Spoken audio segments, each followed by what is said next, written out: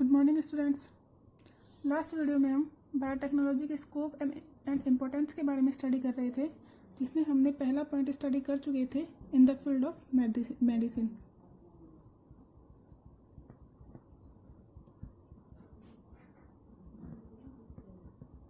Biotechnology का scope हम medicine की फील्ड में देख चुके थे कि बहुत सारी drugs, vaccines, food vaccines, gene therapy, इन सब में हम बायोटेक्नोलॉजी का यूज कर रहे थे। आज का हमारा सेकंड इसमें क्राइटेरिया है, सेकंड इम्पोर्टेंस है किसमें, इन the field of plant biotechnology. In the field of plant biotechnology.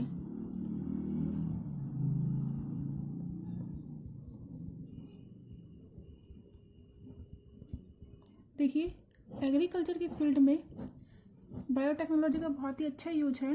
इसमें क्या होता है, जैसे ही हम रिकॉम्बिनेंट डीएनए बनाते हैं या हम जेनेटिक जो मेकअप है उसमें चेंज करते हैं, तो नए नए हमें प्लांट्स मिलते हैं और ये प्लांट्स बहुत ही ख़राब कंडीशंस में भी सर्वाइव कर पाते हैं। इसी के साथ साथ हम बहुत ही कम समय में नए प्लांट या ज़्यादा नंबर में प्लांट प्रोड्यूस कर सकते हैं, जिसे हमने कहा था माइक्रो प्रोपगेशन। माइक्रो प्रोपगेशन के बारे में हमने जब रिप्रोडक्शन पढ़ा था प्लांट में, लेसन नंबर 4 में, वहाँ पे देखा था माइक्रो प्रोपगेशन कि माइक्रो प्रोपगेशन में क्या करते हैं हम लैब में किसी प्लांट के पार्ट से, किसी प्लांट के पार्ट को, चाहे वो स्टेम हो, चाहे वो लीफ हो, बड हो या फ्लावर हो, लैब में क्या करते हैं, प्लांट का कोई पार्ट लेते हैं, उस पार्ट को हम किस में रखते हैं, कल्चर मीडियम में, कल्चर मीडियम में इन द टेस्ट ट्यूब।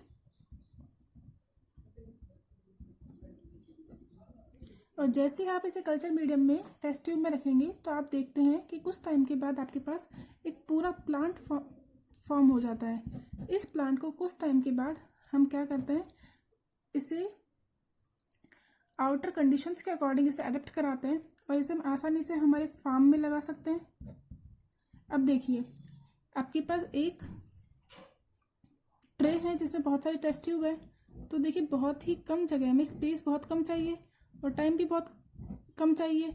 अब अगर आपके इन सब में कल्चर मीडियम है, इस कल्चर मीडियम में अगर हमने प्लांटलेट डाल दिया या प्लांट का कोई पार्ट डाल दिया, तो कुछ टाइम के बाद इसमें हर एक टेस्ट ट्यूब में, इस टेस्ट ट्यूब में आपको सिंगल प्लांटलेट मिलेगा। तो यहाँ पे जो आपको प्लांट्स मिलते हैं, ये प्लांट्स होते हैं क्लोन्स, क्योंकि इनमें माइटोटिक डिवीजन तो मियोसिस तो होता नहीं है, और माइटोटिक डिवीजन से क्या मिल जाएंगे, यहाँ पे क्लोन आपको मिल जाएंगे। ये जो माइक्रो प्रोपगेशन है, ये कमर्शियल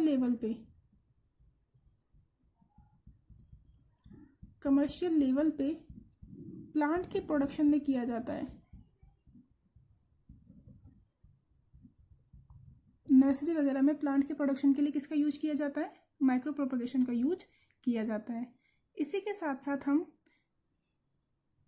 बायोटेक्नोलॉजी की हेल्प से हैप्लॉइड या मल्टीप्लॉइड प्लांट भी, हैप्लॉइड और पॉलीप्लॉइड प्लांट का प्रोडक्शन भी कर सकते हैं। तो देखिए, फर्स्ट तो क्या यूज हुआ, इसमें माइक्रो प्रोपगेशन कर सकते हैं। सेकंड क्या है, हैप्लॉइड प्लांट्स का फॉर्मेशन कर सकते हैं।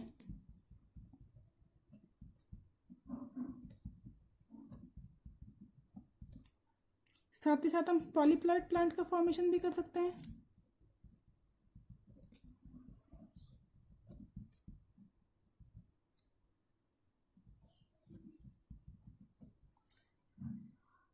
इसी के साथ हम आर्टिफिशियल सीड भी बना सकते हैं।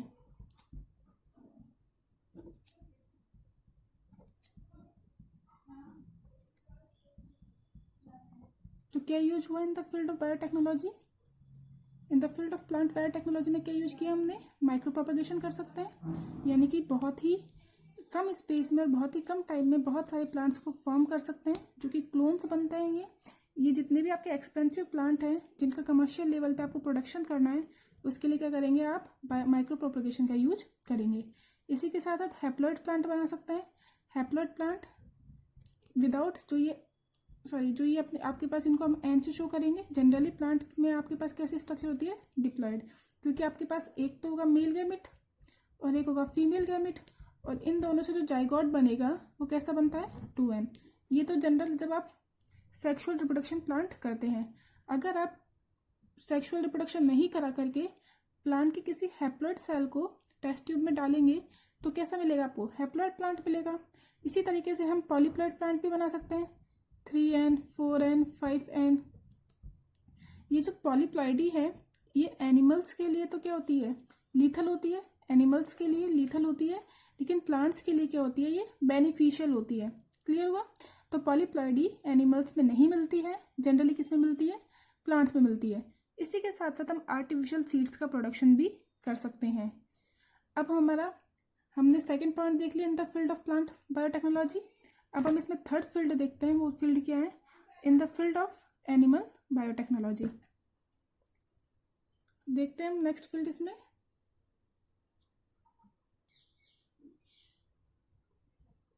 देखिए थर्ड इसमें पॉइंट क्या हो गया, इन द फील्ड ऑफ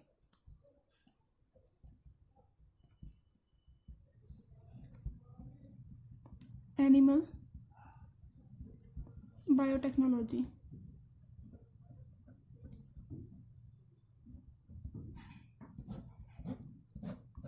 कि एनिमल बायोटेक्नोलॉजी के फील्ड में भी हम इसको यूज कर सकते हैं।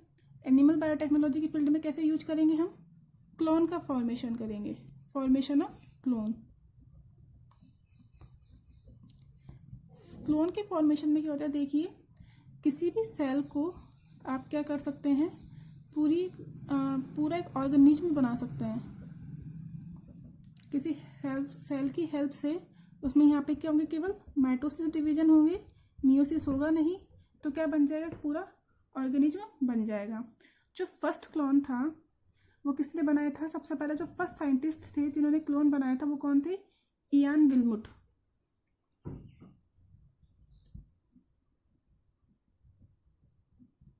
इयान विल्मुट एक साइंटिस्ट थे स्कॉटलैंड के, जो कि रोजलिन इंस्टीट्यूट ऑफ साइंस में रिसर्च वर्क कर रहे थे। कहाँ वर्क, इनका जो वर्क एरिया था वो क्या था, रोजलिन इंस्टीट्यूट।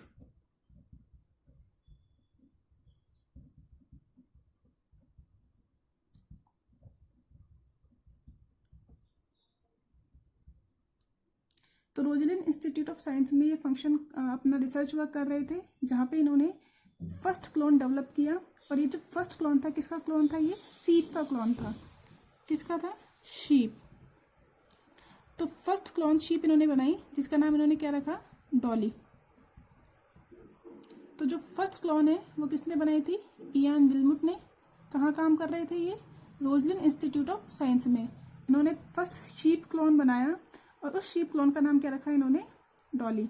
ये जो डॉली शीप है कब बनी थी, 22 फेब 1997, 22 फेब 1997। क्लियर हुआ। बन तो 96 में ही गई थी, लेकिन इसको साइंस में जर्नल्स में कब आए थे ये, 22 फेब 1997 को।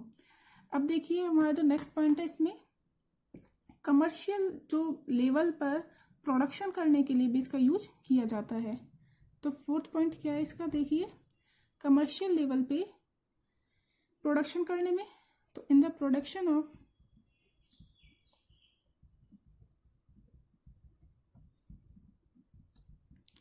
Commercial material.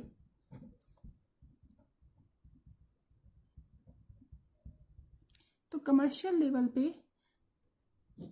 प्रोडक्शन, किसी भी मटेरियल का प्रोडक्शन करने के लिए अगर वो प्रोडक्शन माइक्रोब्स की हेल्प से हो रहा है, माइक्रोब्स और टेक्नोलॉजी दोनों की कंबाइंड हेल्प से हो रहा है, तो तो उसमें किसका यूज हो जाता है, बायोटेक्नोलॉजी का। जैसे कि हमने बताया बहुत सारे, जैसे alcohol, acetone, different types of acid,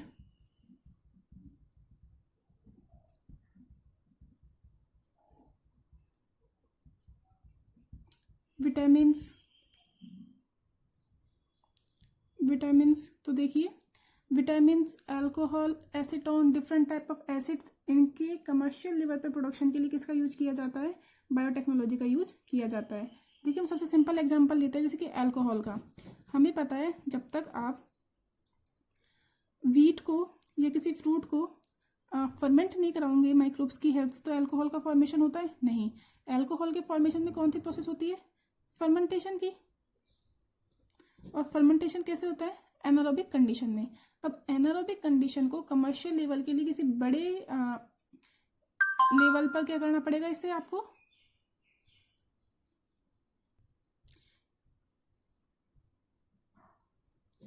किसी बड़े स्तर पर, किसी बिग लेवल पर अगर अल्कोहल का फॉर्मेशन करना है, कमर्शियल प्रोडक्शन करना है इसका, तो किसका यूज करते हैं? बायोटेक्नोलॉजी का यूज करते हैं।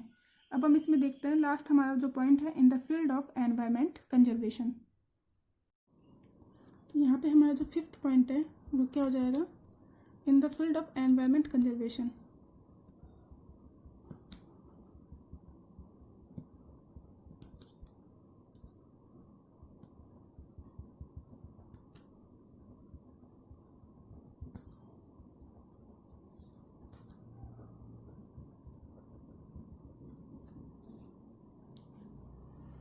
एनवायरनमेंट के कंजर्वेशन में भी इसका यूज किया जाता है। देखिए कैसे किया जाता है। अभी आपने देखा होगा कुछ टाइम पहले न्यूज में कि हमारे जो सी था वहाँ पे एक शिप था, वो थोड़ा सा डिस्ट्रॉय हो गया था और उससे क्रूड ऑयल वाटर की सरफेस पर फैलने लग गया था। जब ये क्रूड ऑयल जब वाटर की सरफेस पे फैलेगा, देखिए जो ऑयल है ये वाटर की सरफेस पे जब जाएगा तो अब इससे क्या होगा कि जो गैसेज का एक्सचेंज है, O2 CO2 का जो एक्सचेंज है वो वाटर सरफेस से नहीं हो पाएगा। जब ये वाटर सरफेस से नहीं हो पाएगा तो जितने भी ऑर्गेनिज्म हैं जो कि आपकी एक्वेटिक कंडीशन में,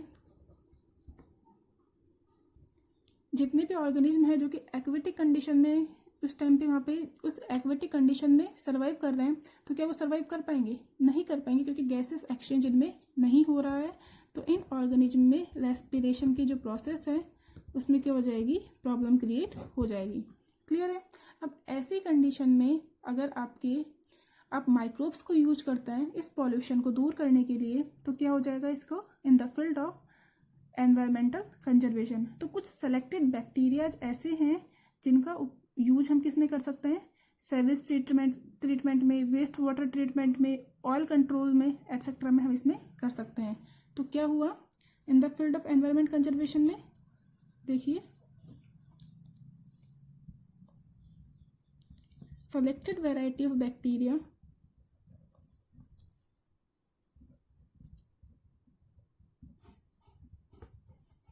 is used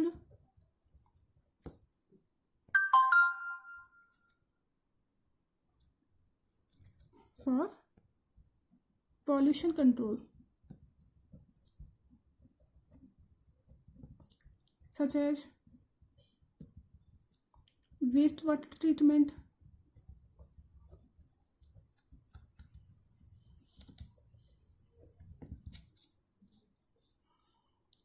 oil control, etcetera. तो देखिए इसी में हम एक बात करते हैं एक स्पेशल बैक्टीरिया की, जो कि बायोटेक्नोलॉजी की हेल्प से बनाया गया है, जिसका फॉर्मेशन किससे हुआ है? आपके बायोटेक्नोलॉजी की हेल्प से। क्या नाम है उस बैक्टीरिया का? उस बैक्टीरिया का नाम है स्यूडोमोनास पुटिडा।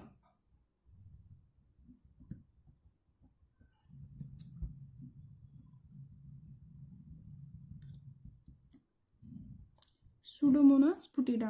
ये सूडोमोनास पुटिडा एक बैक्टीरिया की स्ट्रेन है जिससे बनाया गया है। किसकी हेल्प से? बायोटेक्नोलॉजी की हेल्प से। किसने बनाया इसे? आनंद मोहन चक्रवर्ती, एक साइंटिस्ट हुए, आनंद मोहन चक्रवर्ती।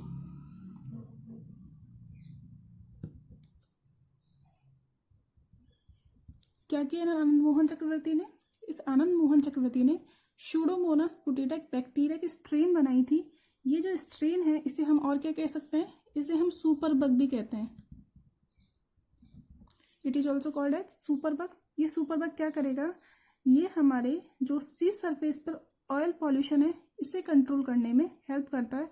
Almost 3/4 part of the oil pollution क्या कर सकता है? ये कंट्रोल कर सकता है। तो क्या कर सकता है ये? 3/4 ऑफ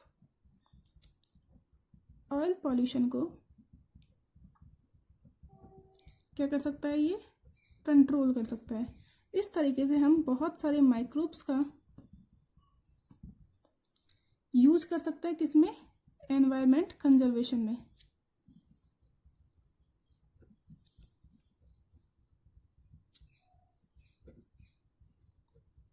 देखिए बहुत सारे microbes as a decomposer naturally अपने यहाँ पे काम करते हैं, लेकिन हम आर्टिफिशियली इनमें स्ट्रेन में कुछ चेंज करके या कुछ नए इनमें डीएनए मटेरियल को ऐड करके हम इनकी आर्टिफिशियल स्ट्रेन फॉर्म कर सकते हैं।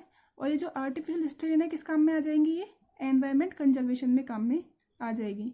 तो इस तरीके से हमने बायोटेक्नोलॉजी के स्कोप देखे, इनके इम्पोर्टेंस देखे। देखिए इसकी बहुत सारी ब्रांचेज है बायोटेक्नोलॉजी की। आप बायोटेक्नोलॉजी का यूज किस फील्ड में कर रहे हैं उसके बेस पर बायोटेक्नोलॉजी की बहुत सारी ब्रांचेज हैं। तो जरा इनके बारे में भी देख लेते हैं हम। ब्रांचेज ऑफ बायोटेक्नोलॉजी,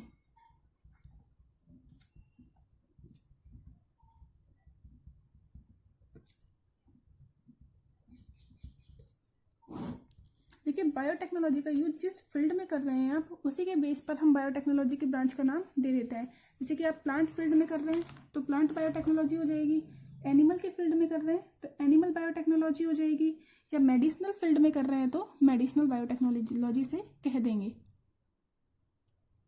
तो देखिए कौन कौन सी ब्रांचेज हो गई इसकी, एनिमल बायोटेक्नोलॉजी,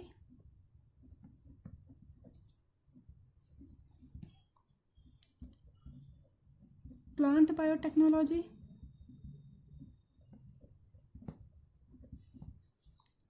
मेडिसिनल बायोटेक्नोलॉजी,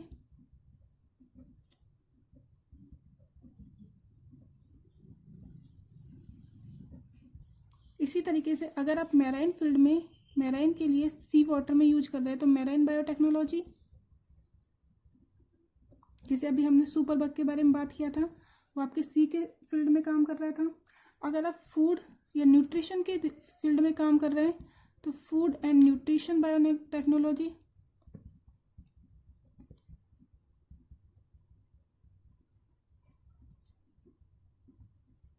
इसी तरीके से अगर हम बायोटेक्नोलॉजी का यूज किसी डाटा को कंट्रोल करने में करते हैं तो बायो इन्फॉर्मेटिक्स,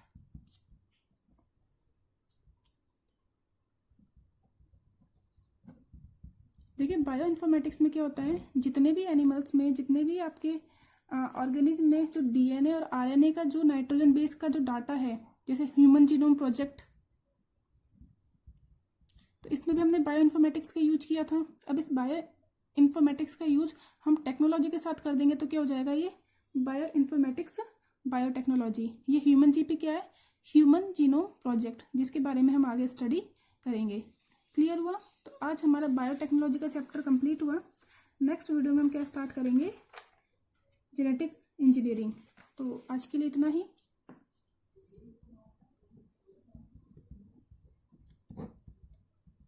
थैंक यू।